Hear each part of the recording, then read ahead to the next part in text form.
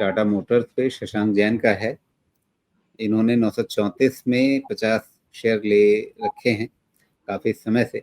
और चलिए, आइडिया की बात कर रहे हैं, उसको तो बाद में देखा जाएगा। फिलहाल टाटा मोटर्स 934 में इन्होंने लिया है, क्या करें आगे।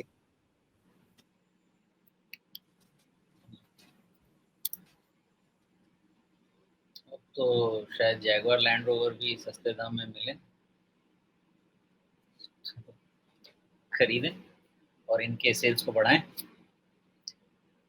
आपने लिया है 900 में, उसका तो नहीं जवाब है मेरे पास। मेरे पास सिर्फ इतना जवाब है कि एक बॉटम फॉर्मेशन कोशिश है, और वो तब तक वैलिड है जब तक आपका 640 वैलिड है।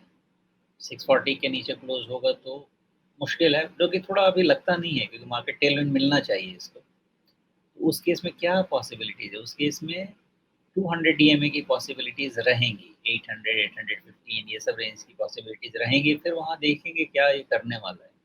इससे ज़्यादा अभी मुझे इसमें बहुत ज़्यादा समझ में नहीं आता। कुछ हो सकता है तो 640 ऑन द लोअर साइड या 635 on the lower side, 800, 815 on the higher side, ये रेंज रहना चाहिए। हो सकता है इसके बीच में ही रेंज खत्म हो जाए।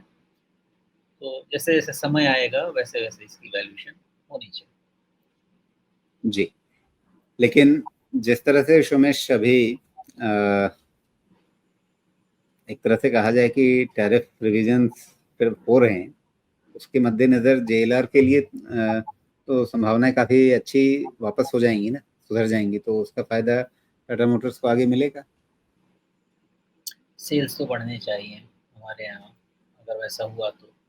और नहीं, सेल्स आपके बढ़े। पास अभी अभी एक दिन पहले आपको एक पॉजिटिव खबर मिली है। सेल्स बढ़ने में तो 3 महीने 6 महीने लगेंगे वापस, लेकिन अ, आपको आज से ही दिखना शुरू हो जाएगा कि हाँ, आगे उनके लिए फैसला ठीक है, एनवायरनमेंट उनके लिए वापस कंडीसिव होगा।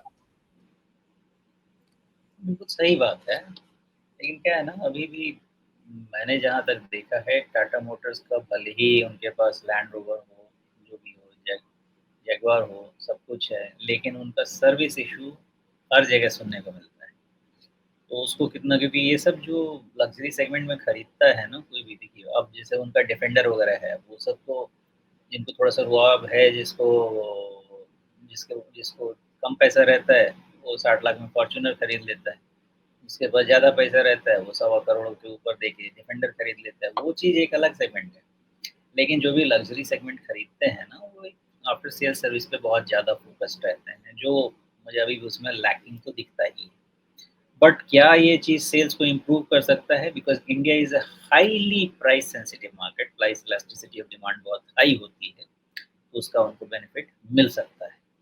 बाकी आने वाला समय बताएगा। जी, नहीं वो पॉइंट ठीक है, लेकिन बाजार को चिंता तब हो गई थी जब यूके से इंपोर्ट पे ट्रम्प साहब ने बड़ा टैरिफ लगा दिया। अब यूके और यूएस की ट्रेड डील हो गई है, तो जेएलआर के लिए तो बड़ी राहत है ना फिर ये। नहीं, बिल्कुल है। लेकिन जैसे अब मैं अपने आप को उस जगह रख के एक एनालिसिस के हिसाब से सोचूँ, तो भारत में आफ्टर सेल्स का बड़ा प्रॉब्लम है। और जहाँ तक आफ्टर सेल्स का प्रॉब्लम रहेगा, उतना करोड़, सवा करोड़, 1.5 करोड़ रुपया सर, फँसा के मैं कोई। बात कर रहा हूँ जे की, आप बात कर रहे हैं भारत में उनके पंच और नेक्सॉन में क्या हो रहा है, सर्विस कैसी है उनकी।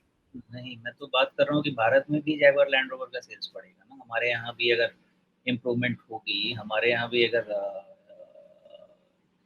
यूके एफटीए ट्रीटी अगर बन रही है, एफटीए एग्रीमेंट हुआ है, तो हमारे यहाँ भी प्राइसेस कम होने चाहिए ना। यूएस में तो होने ही चाहिए। अभी उनका सबसे बड़ा मार्केट कहाँ है? चाइना है। तो इंडिया तो बड़ा कंज्यूमर मार्केट है, और जो आगे जाके हो सकता है, जिसमें यूरोपियन जायंट्स वगैरह आने की कोशिश कर रहे हैं। तो लैंड रोवर एक जाना माना ब्रांड है, तो यहाँ पे भी तो कंजम्पशन बढ़ सकता है।